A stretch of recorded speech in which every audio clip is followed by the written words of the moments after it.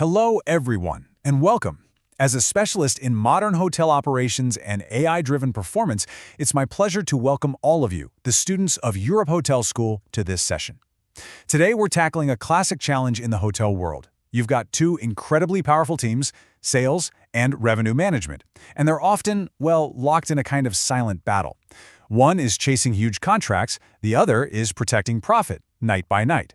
So, we're going to build the bridge between them, forging a single commercial strategy that really drives success. Let's get started. You know, at the very heart of a hotel's business, there's this natural built-in tension. On one side, you have your sales team. Their goal? To lock in those big, high-volume contracts. We're talking major conferences, big weddings, that kind of thing. But then you have the revenue management team. Their entire mission is to squeeze every last dollar of profit out of every single room, especially on your busiest, most in-demand nights. And as you can probably guess, those two goals don't always line up. So, what really happens when these two powerhouses aren't on the same page? Well, the consequences can be pretty serious. Without a shared rulebook, your most valuable dates, that huge citywide festival or a holiday weekend, can get sold off at a low group rate. And when that happens, the hotel can't hit its highest possible profit, and let's be honest, it leads to a lot of internal finger-pointing about who just cost the company a ton of money. Okay, so how do we fix this? We're going to tackle it with a really clear framework. First, we'll dig a little deeper into that hidden conflict. Then, we're going to build the solution together using three key pillars: setting up rock-solid standard operating procedures for groups, putting in smart dynamic pricing controls, and creating lead referral protocols that actually work. This is the roadmap to building a team that's truly synchronized for profit.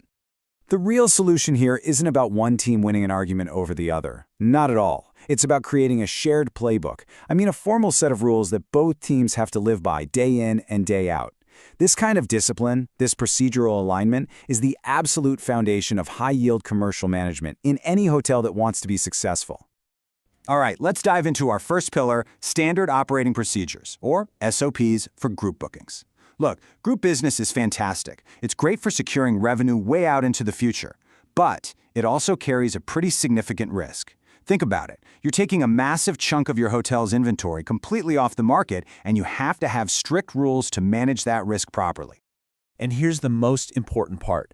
This process cannot be optional. It has to be non-negotiable. So one, a block is never ever created without a signed contract and a deposit in hand, period. Two, the second it's created, those rooms are pulled from inventory in the system. This prevents the absolute nightmare of double selling a room. Three, you have to enforce a strict cutoff date for releasing any unsold rooms back to the public. And four, you hold a mandatory weekly pace review meeting to see exactly how that group is picking up their rooms. This quote really hits the nail on the head. It perfectly illustrates why that cutoff date is so critical. Every single room you hold on to that a group isn't going to use is a room you can't sell to a last-minute leisure or business traveler who's willing to pay a much higher rate. And in the hotel business, you can never get that night back. Once it's gone, that revenue is lost forever. Okay, on to our second pillar, dynamic pricing controls. This is all about protecting your hotel's rate integrity. It's about establishing the rules of the road that prevent the sales team from, well, giving away the farm on your most profitable nights. So, this brings us to one of the most important questions for any hotel leader. How do you actually protect your most valuable dates from being sold for cheap? Seriously, how do you stop a sales manager who's under a ton of pressure to meet their quarterly quota from booking a low-rate group right on top of New Year's Eve? The answer lies in two really powerful tools. The first, and maybe the most powerful tool, is what we call the hurdle rate. The easiest way to think about this is like a dynamic floor price that's set by your revenue management system. For any specific date, the system calculates the absolute minimum acceptable rate. The SOP then requires a sales manager to get special permission to book anything below that hurdle. This one rule systematically stops that sell the cheapest room first mentality, especially on the days you can sell out at a premium. The second tool is something we call rate fences, and I want you to think of these as the velvet ropes for your special corporate rates. They're basically a set of restrictions that make sure only the right clients, the ones who truly deserve it, get access to those valuable discounts. This could mean requiring a company to book a minimum number of room nights per year, or blacking out certain high-demand dates where the rate just isn't valid, or even just making the rate accessible only through a special lockdown booking code. And now for our third and final pillar, lead referral protocols.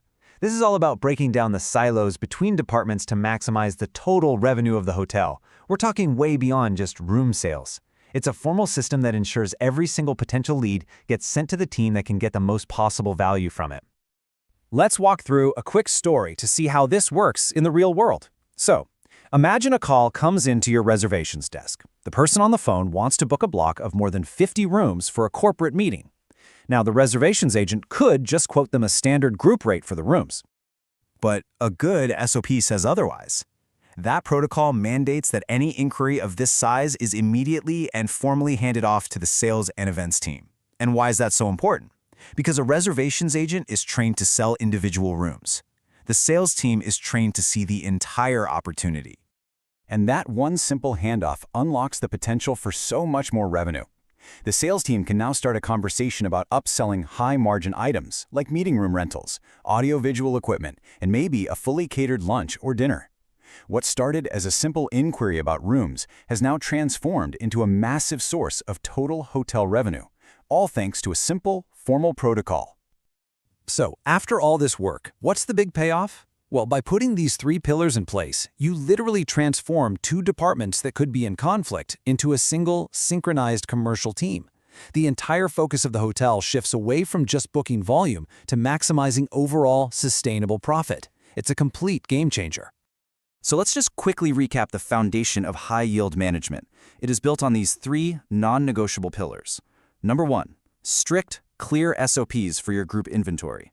Number 2, robust, dynamic pricing controls like hurdle rates to protect your profit. And number 3, formal lead referral protocols so you never, ever miss a revenue opportunity. Now, here's something I really want you all to take away from this. This level of discipline isn't just some nice-to-have best practice out in the industry. It is a central theme in advanced hotel management curricula, including the very programs you're in right now at Europe Hotel School. Mastering these concepts is what will separate the good hotel operators from the truly great ones.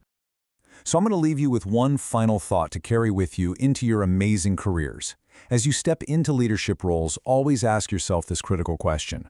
Are the teams I'm building designed simply to chase volume, or are they truly and completely synchronized to maximize profit? I promise you the answer to that question will define your success.